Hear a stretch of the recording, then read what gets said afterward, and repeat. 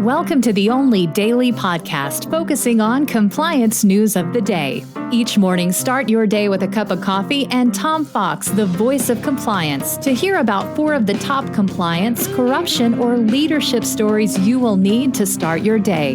The Daily Compliance News is a production of the Compliance Podcast Network. First, a word from our sponsor.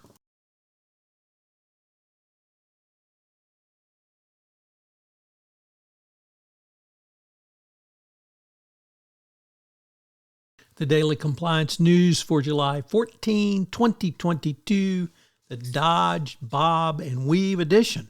We begin with that story from the Wall Street Journal as the Washington football team, formerly known as the Washington Redskins and putatively known as the Washington Commanders owner, Dan Snyder, is ducking the congressional subpoena for him to come testify about the corrupt culture that he has had at the various names for the Washington football team during his ownership. How's he doing this? Well, he has sailed to Europe and he's sailing around and he's in a place where he can't be subpoenaed to come testify.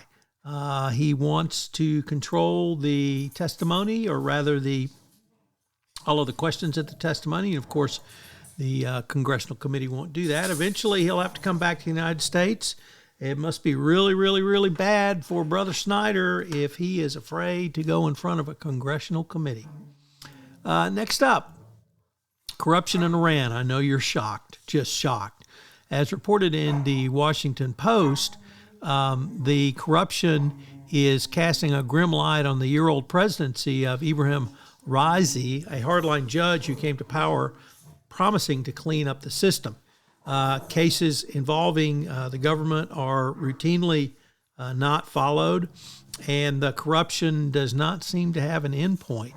So you can have a theocracy, you can have a dictatorship, you can have an autocracy, but corruption still exists, and power corrupts, and absolute power corrupts absolutely. Next up from Reuters, the attempt by Christopher Novinger, a Texas financial planner, to get his gag order lifted, the gag order in his SEC settlement was rejected by the Fifth Circuit. But interestingly, in a concurrence, 2 judges said that this was a prior restraint and that he had agreed to it with counsel.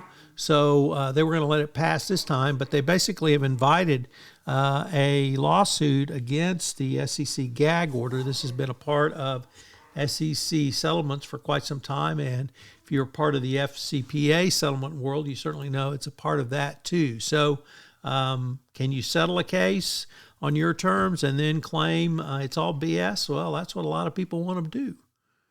And if you go to the Fifth Circuit, they may let you do it.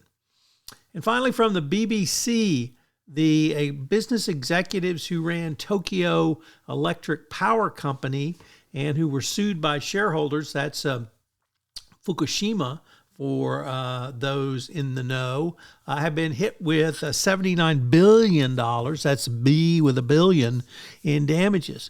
So, I'm sure they can just throw money in the pot and get that settled. But if you want to hold executives liable, I can't really think of a much bigger way than to hit them with $79 billion in damages going forward. The Daily Compliance News is a production of the Compliance Podcast Network and a proud member of C-Suite Radio. Thanks so much for listening. I hope you'll join me again tomorrow.